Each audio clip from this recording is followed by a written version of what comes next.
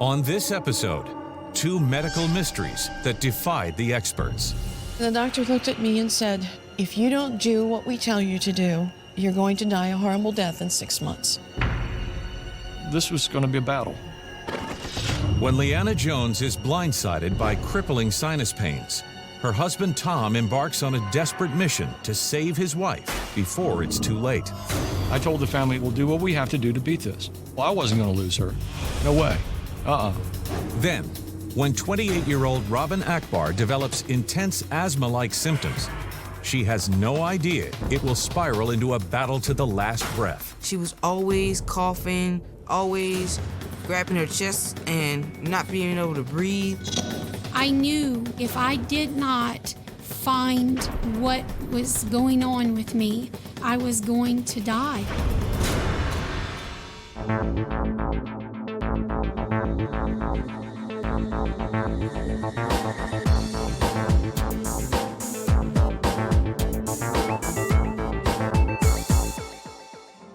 In the spring of 1978, 23-year-old Leanna Bowers was a single mother of 3 young children.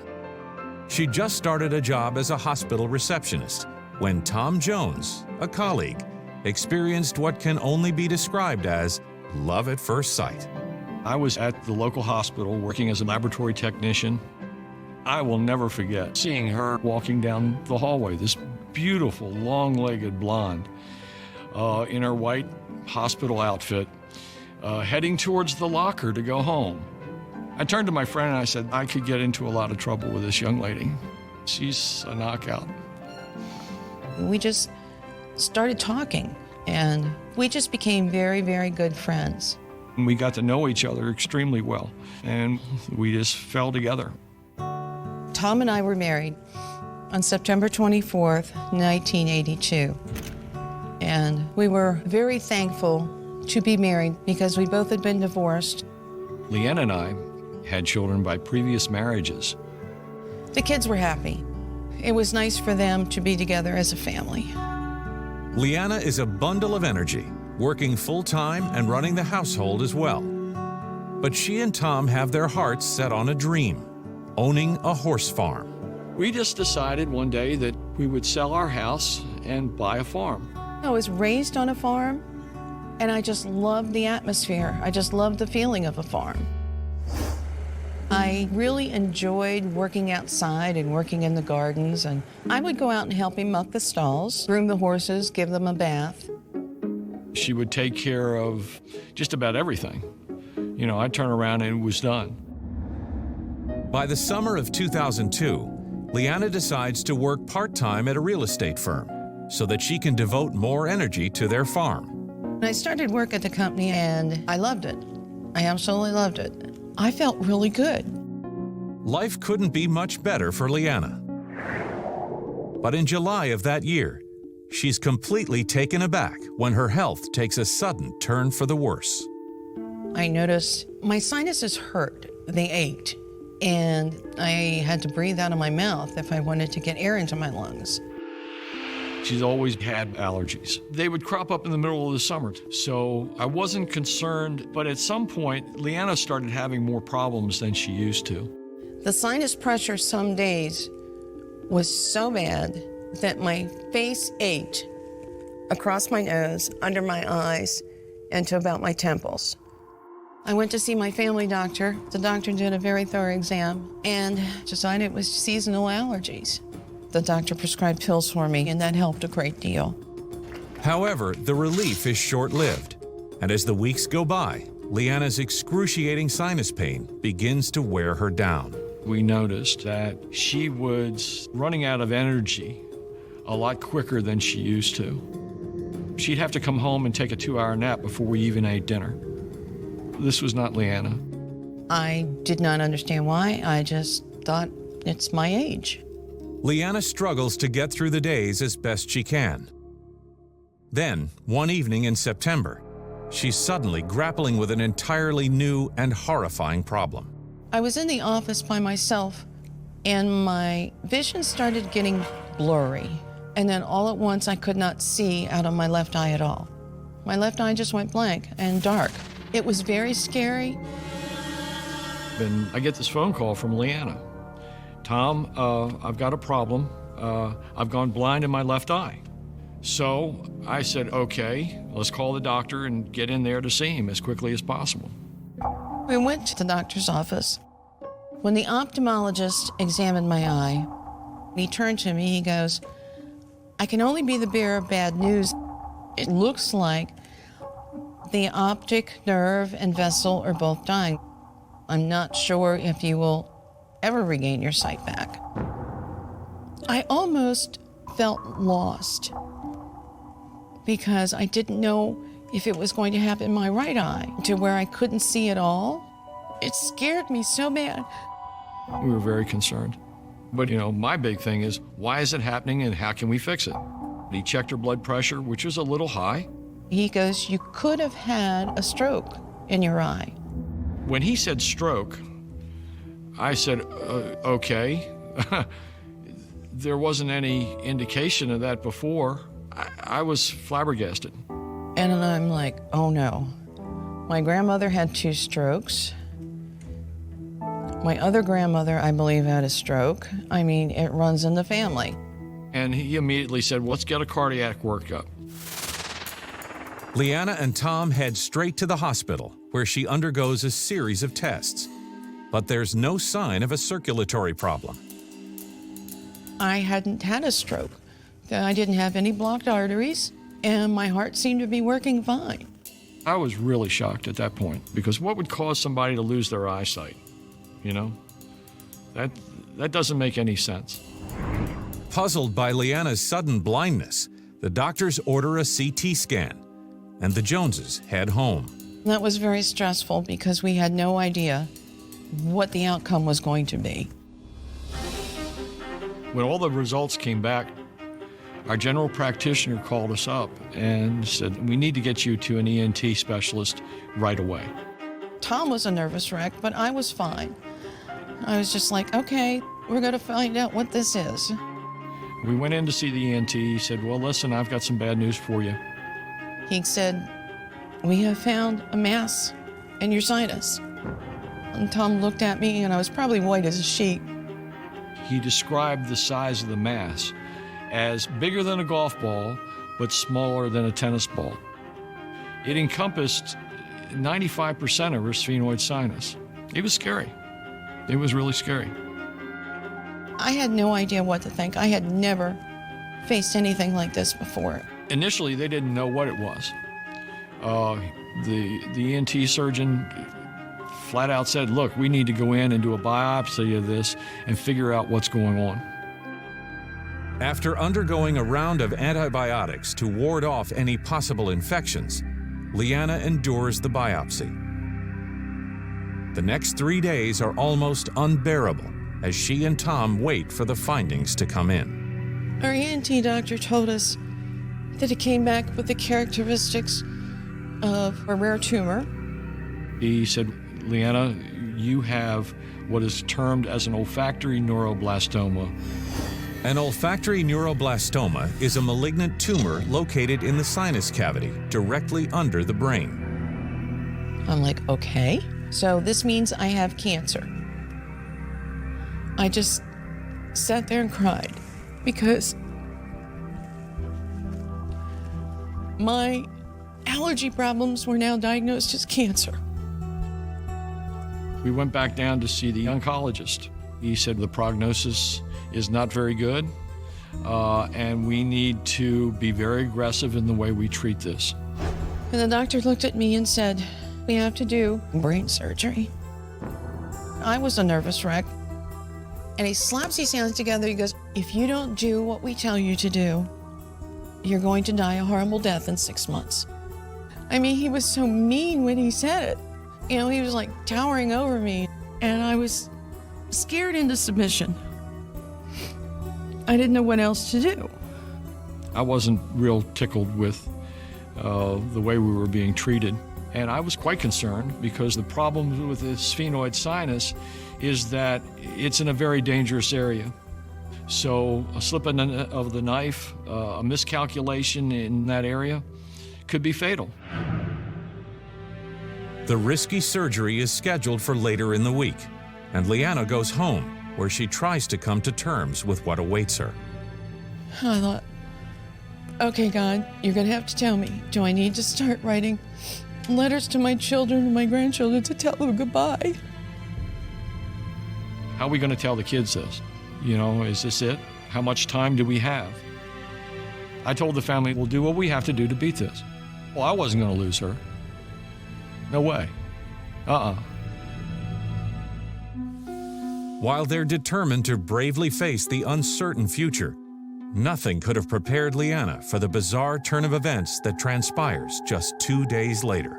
I woke up and I heard the cat meow. And Leanna grabs me and shakes me violently. She says, Tom, I can see the cat. What do you mean you can see the cat? It's 6 o'clock in the morning. Will you go back to bed? She says, Tom, I can see the cat with my left eye. And We called the doctor's office. He goes, okay, that never happens. So he couldn't really give me an explanation. But I was happy to have my sight back. I took that as a sign from God that things were going to be all right. As much as Leanna remains optimistic, Tom can't shrug off a nagging suspicion that something is being overlooked. I'm a scientist. I believe that for every effect or response the human body has, there's a cause. The question is somebody going to take the time to figure out the cause? I could see the wheels turning, and I started thinking, he knows enough to question it, but is he right? Despite Tom's uneasiness, he and Leanna agree they have little choice but to proceed with the high-risk surgery. It was very scary, but if that's going to save my life, I have to go through it. I did not want to miss my grandchildren growing up, and the thought of me not being here for my kids and my grandkids was worse than having any horrible disease. Leanna Jones has just received some terrifying news. A doctor has identified a malignant tumor in her sinus cavity, directly under the brain, and high-risk surgery is the only chance of survival. At first, I thought I was just going to lose it. But I just prayed and I said, God, okay, you're going to have to get me over this. As they wheeled her out, I'd given her a kiss and said, I'll be here waiting for you when you come back. Seeing the love of your life going down the hallway to have somebody probe around in her head, it was pretty hair-raising. I was like a cat on a hot tin roof. I was really nervous that morning. The surgery lasted forever. My biggest fear was they would make a mistake. After 5 grueling hours, the surgery is complete. But the operation didn't go quite like the medical team had planned. They told me they were only able to take out 25% of the mass. I wasn't real happy about those results. I was disappointed. I expected them to get more out than they did. I looked at the surgeon and I'm like, why? And he explained to me that he did not want to make a cut that would probably kill me. You think about doing surgery up your nose, there's not that much space. So after I heard that, I thought, okay, I understand. While the news is unnerving, the doctor assures Leanna there is a chance that radiation might shrink the remaining portion of the tumor. I just could not believe I'm going through all this horrible stuff to try to get rid of it, and they can't guarantee it's going to work. So we left that day, and I was beside myself. We got her home. We had the radiation scheduled for the following week. But halfway through the intense round of radiation, a bizarre incident makes the couple question everything they've been told. I was at home, and I felt like something was in my nose. So I pushed the side of my nose closed and blew as hard as I felt was pretty safe. And I heard this thump. I looked into the handkerchief, and there was a piece of tissue there. It was green and yellow and tan and black. I was, needless to say, terrified. She says, Tom, look at this. I'm looking at this thing going, oh my gracious, this isn't right. We told the doctor that she was blowing it out. They didn't want to see it. They really sloughed it off. There was no conversation. So my immediate reaction is get it to the lab. Frustrated beyond belief, Tom takes the tissue sample straight to his own lab. And surprisingly, when he examines it under a microscope, there is evidence of a biotoxin, chemicals from biological organisms that are toxic. I started to freak out. I knew I needed a specialist. I'd heard about a doctor down on the Eastern Shore who dealt with biotoxins. And we set up an appointment with Dr. Shoemaker, and I said, Dr. Shoemaker, this is what I've got. I was shocked. I have never had a patient do what Tom did. Not only did I look at the slides, I also took photographs of everything that I saw to document it. And I told Tom that we could send a sample of the material coming out of Leanna's nose to a specialist. After 4 long days, the lab report comes in. The news is nothing short of shocking. She didn't have a cancer. When I finally had a confirmation that this wasn't cancer, I was relieved. And I thought my husband was always right. Based on the testing, her diagnosis was Aspergillosis. Aspergillosis is a rare disease caused by exposure to the toxic Aspergillus fungi. When a healthy individual inhales the Aspergillus fungi, the body's immune system fights off the toxins easily. But in patients like Leanna, for some unknown reason, there's no immune response to keep the fungi from multiplying out of control. Over time, they form a fungus ball. The fungus spore is breathed in, and it was localized deep in the sinuses, in a place where it could not be eradicated, and it started to grow. And as the ball started growing bigger and bigger, it reached a maximum size in that it couldn't grow anymore without compressing the inside of her brain. We were dumbfounded when Dr. Shoemaker gave us his report. Our immediate reaction was, thank God it's not cancer, and my wife has more than 6 months to live. Looking back, it's now clear that what Leanna thought was sinus pressure was in fact the first sign of the fungal infection. It is my opinion that the sole cause of the sinus pressure and the sinus pain was the size of the fungus ball. It was a mass effect. As it grew larger, the fungus ball began to press on Leanna's optic nerve. The inflammation around the developing fungus ball, brushing up against the optic nerve, caused the blindness.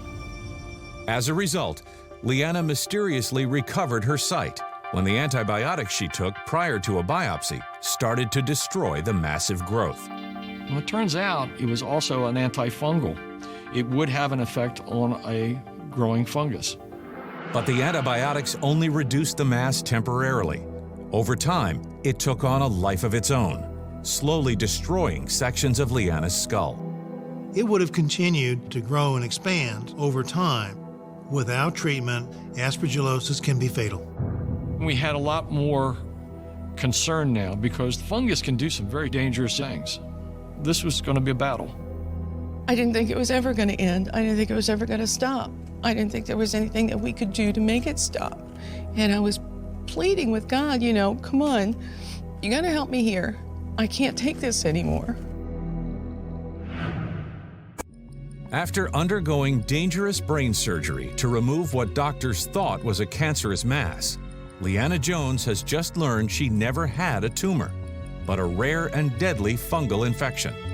Finding out that the mass was a fungal infection after going through surgery and radiation that I did not need, I was angry, but I knew I made a decision at the time that if this was cancer, I had to do everything I could to fight it. And now the clock is ticking. Chemical toxins from the infection are eating away at the skull. Unless doctors can find a way to treat it, Leanna will die. But first, it's imperative to identify where Leanna came into contact with the fungus to keep her from being re-exposed. We exposed her to fungi in every environment that we could think of, and her blood remained completely normal. Then she went back to work. Immediately, within 24 hours after returning to the building, the blood tests that Dr. Shoemaker performs were abnormal. And when her office building is tested for fungi, the Aspergillus levels are off the charts. I couldn't believe it, that something like that could happen, because no one else in the building was sick. I was susceptible for it, and my body couldn't fight it. Now that they have identified the root of the problem, Dr. Shoemaker is anxious to begin an aggressive treatment plan. Leanna was treated for the fungus ball with fungus-killing pills and fungus-killing nose sprays. And after 15 minutes of taking it the first time, I felt really good. I felt an enormous difference. By March of the following year, there was no sign of any mass in her sinus at all. I couldn't believe it. The nightmare was over. The family is overjoyed by Leanna's progress, but they can't help but wonder why it took so long for her to get a solid diagnosis. Aspergillosis is very rare in the sinuses. It is a 1 in a million diagnosis. I have found through my literature searches 12 cases exactly like Leanna's. Just 12. And that's throughout the world over the last 20 years.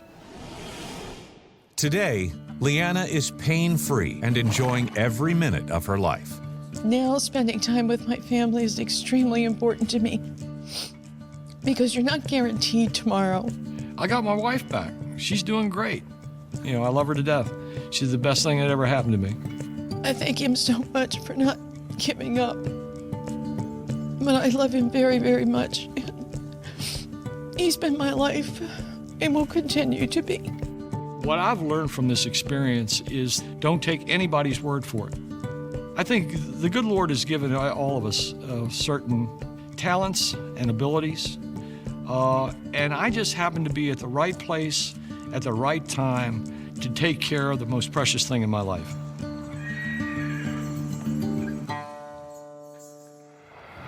Next, Robin Akbar, a devoted single mother, is forced to confront her own mortality when a series of debilitating symptoms take over her life. In the fall of 1996, 19-year-old Robin Akbar was living with her boyfriend in Lafayette, Louisiana. Young and in love, they were eagerly looking forward to the birth of their first child. David was born on September 20th, 1996, and it was the most indescribable experience. It was good to watch him grow and just develop as a baby.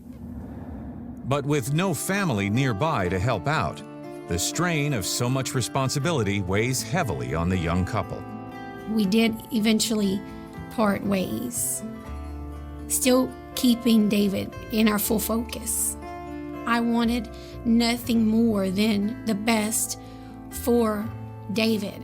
His father was in the picture somewhat, but not enough to know David inside and out the way I did. My mom and I, we were like best friends. She did the best job that she could because my dad wasn't around. I had a job at a medical staffing agency where I was working full-time plus some, probably at that point 60 to 70 hours a week, so that he could go to the better schools and could have the better things. But despite her very busy schedule, Robin manages to stay fit. I really prided myself in being size 2. I love to run. I ran between 15 to 17 miles a week. Robin feels extraordinarily lucky to have such a solid handle on her life. Little does she know, everything is about to change forever, one morning in April of 2005. I was on one of my runs, and then I lost my breath for a second. And no matter how hard I tried, I couldn't catch my breath. I almost felt like I was drowning. I knew that something was awfully wrong. Robin Akbar, A 28-year-old single mother has always been physically fit, running up to 17 miles a week. But now, during a seemingly ordinary run, she's struck by a frightening feeling she has never had before. All of a sudden, I couldn't catch my breath. I couldn't get in enough oxygen. So I rushed to the doctor's office. The doctor did a thorough exam, and it was his idea that I had adult onset asthma. The doctor prescribed me a steroid inhaler. The physician assures Robin that it won't take long for her asthma symptoms to subside. But over the next 3 months, they just get worse. She was always coughing, always grabbing her chest and not being able to breathe. And I just thought I could use the medication and it would go away, but it didn't happen. I felt like I was suffocating almost in my own body, and that was terrifying. Exercise is out of the question, and even daily activities have become difficult. Not being able to be physically active was very frustrating, but I had no choice. And the asthma is affecting Robin's life in another troubling way. The side effects from the steroid inhaler are transforming her body. I started to notice weight gain almost immediately. I went from a size 2 to a size 18 from the steroid usage, and there was nothing I could do about it. I was very depressed at that point. Robin does the best she can to adapt to the restrictions in her life.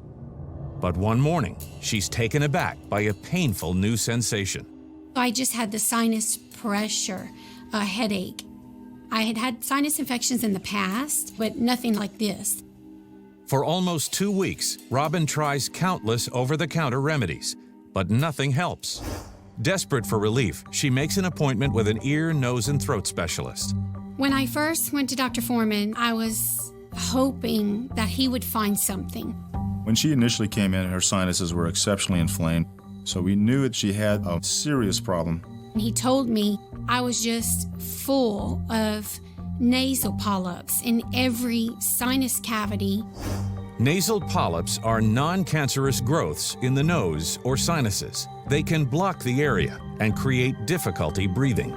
He recommended endoscopic sinus surgery, which he felt would improve my breathing. The polyps were all removed. We felt that, surgically speaking, we had performed a good operation. After the surgery was over, I felt like my airways and my sinuses were open. It was great. For the first time in 6 months, Robin feels confident that things are looking up.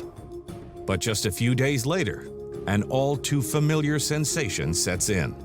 I felt like I could not make my lungs expand. What good is it being able to breathe through your nose if you can't make your lungs work? By the spring, 2 years after the asthma first appeared, Robin is at an all-time low. She feels winded just standing up, and her whole body aches. I was doing the best that I could, but some days I couldn't make it to work, and I did have to call in sick. But then it was a sick day after another sick day. People in the office were noticing my being late for work, my continual missing work, and I was afraid they would let me go. Just when Robin thinks it can't get any worse, a terrifying new symptom surfaces. I was coughing and coughing, and my chest hurt. And with one of the coughs, there was blood in my hand. I was very scared, and I really didn't know what to do. My body was deteriorating, and I knew if I did not find what was going on with me, I was going to die. Over the last 2 years, Robin Akbar has endured asthma so debilitating that surgery and medication have barely made a difference. Now, a disturbing new symptom has left her coughing up blood, and she's forced to drive herself to the closest ER. I got very, very scared. I thought, okay, something is going on in my lungs. I knew that I needed help. Over the next 3 days, Robin undergoes a battery of tests.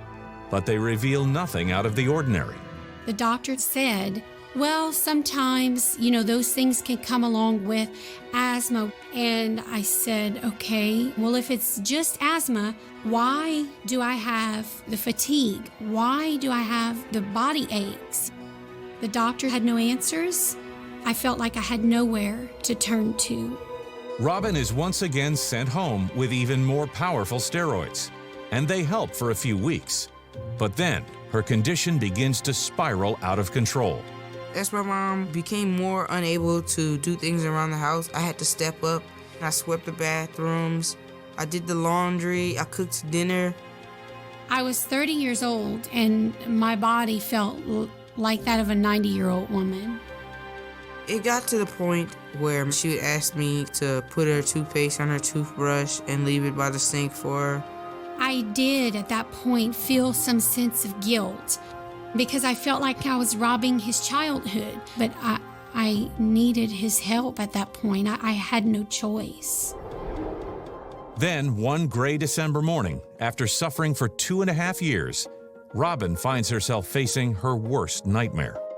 It got back to my supervisor that I couldn't perform my duties. They asked me not to come back to work. I was devastated. It was a big shock to me because I was thinking to myself, how are we going to live? How are we going to have TV and the lights? And it just dawned on me that we weren't going to be able to. I was very concerned because I had this illness. I could not go and look for another job. So then was the question, how am I going to provide for my son?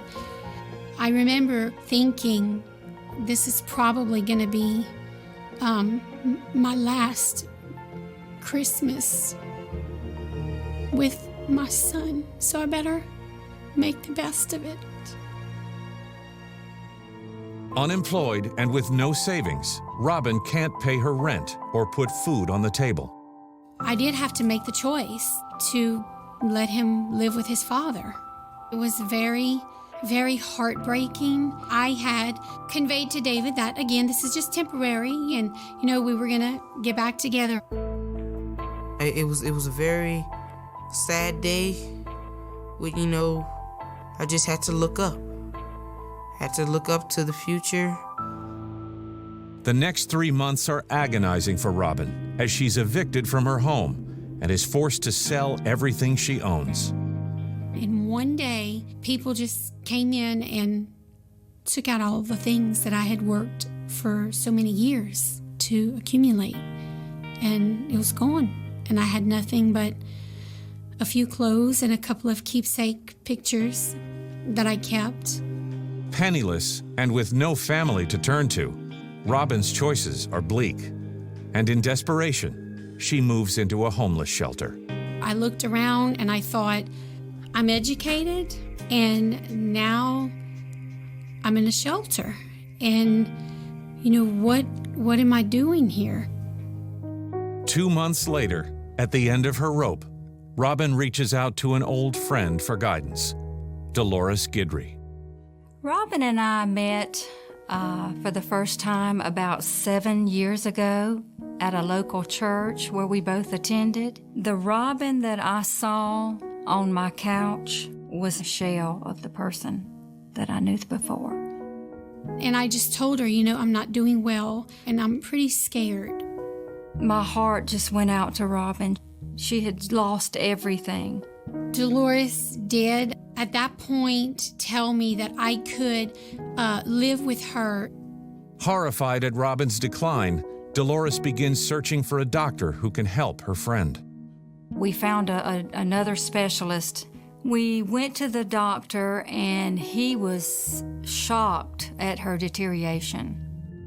When I got there, the doctor ordered a barrage of blood work, and he ordered a CAT scan of my chest. The doctor told us that he found nodules on Robin's lungs. The doctor said that it could be cancer. I think at that point, I was kind of numb. It was just kind of a knot in my throat. Robin and I had been preparing for bad news, but when we heard the word cancer, it was devastating. Robin felt like that was it, that she would have to say goodbye to her son, David. And I just sat there, choking back the tears. Now I had to tell my son that I was possibly gonna die.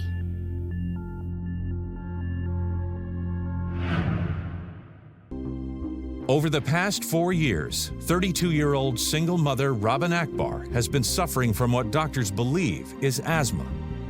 It's so severe that she can't work and is forced to send her 12-year-old son David to live with his father. Now she's received some shocking news. A scan has revealed nodules on her lungs that could be cancer. I was thinking at that point, how am I going to tell David? What am I going to tell him? What's going to happen to me? I got really scared that she had cancer because you hear all these stories about people dying from cancer, and it was hard to wrap my mind around what the death of my mother would do to me. He said, Mom, I don't know. If anything happens to you, I'm just going to go crazy. And I told him, no, you're not. You're going to make it.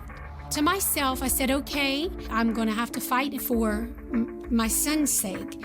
I have the disease, but it's not going to stop me until I take my last breath. I decided to, once again, go back to Dr. Foreman, the same one who had done my sinus surgery. And we felt it necessary then to get a more firm diagnosis on what was going on in the lungs. We arranged to have her admitted into a pulmonary facility, which did a battery of tests.